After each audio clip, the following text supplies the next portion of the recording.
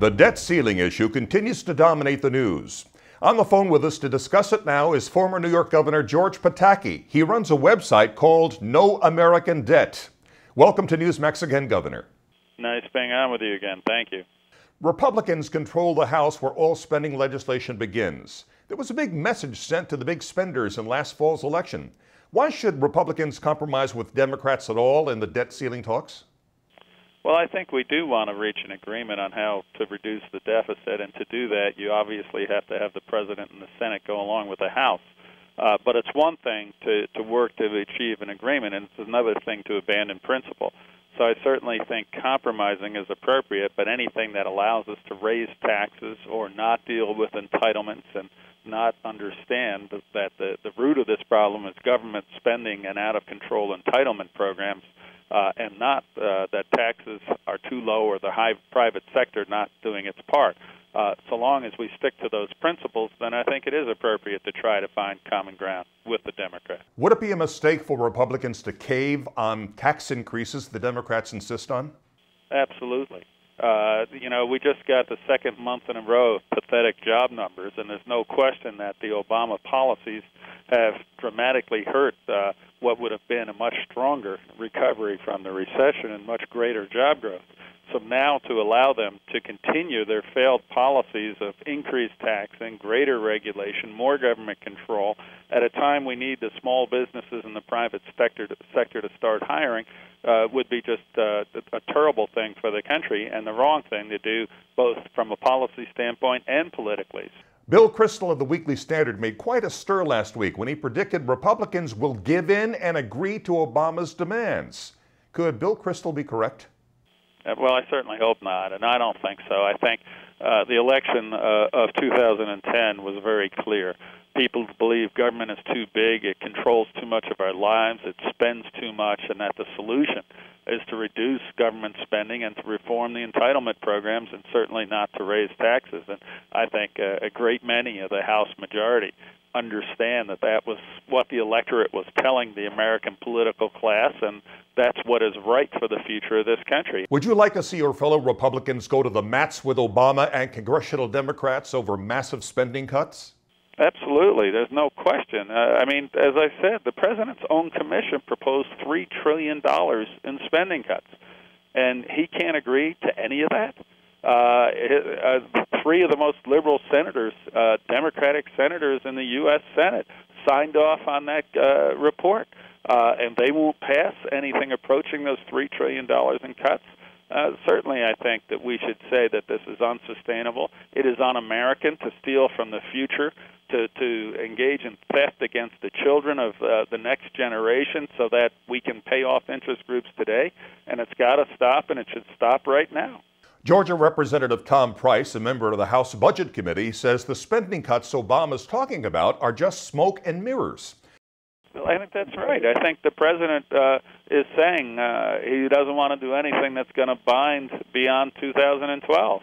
Well, reforming Medicaid, reforming Social Security, convincing the private sector that we're going to be in a position where they can add those additional employees, all is going to require not just the short-term bogus stimulus that this President has tried and failed with thus far, but a longer-term commitment to grow the private sector of the American economy and shrink entitlements in the federal government.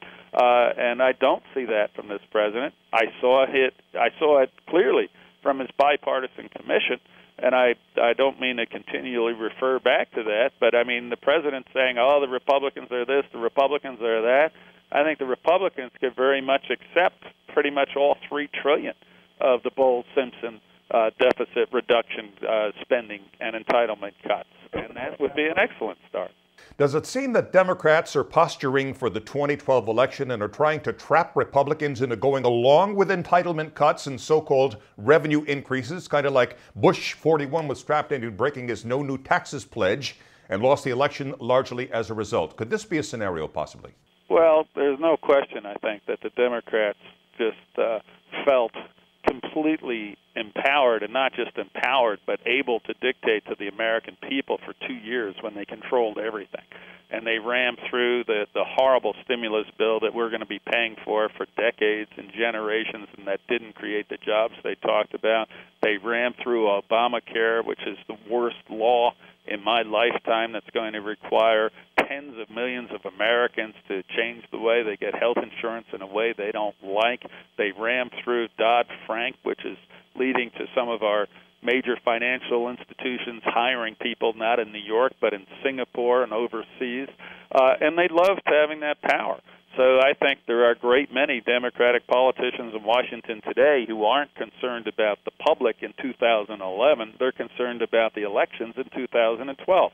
And finally, your state, New York, is in a fiscal mess right now. How well is Governor Andrew Cuomo dealing with it?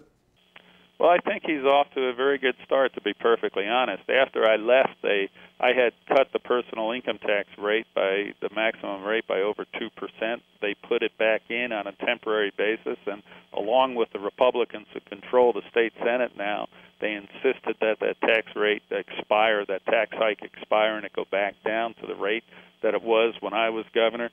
They've taken some steps to reduce the size of the state workforce and to reform some of the entitlement programs, and that's the way you do it. So whether it's Governor Christie in New Jersey, other governors across the country, we're seeing at the state level the type of leadership that is missing between Obama and Reid and Pelosi in Washington. And I think it tells a great deal that you have both Republican and Democratic governors across this country understanding that they have to close the deficits in their state budgets without raising taxes.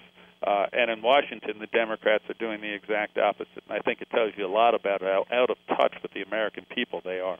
Would you like to see Cuomo stand up to the unions like Governor Chris Christie did in neighboring New Jersey, for example?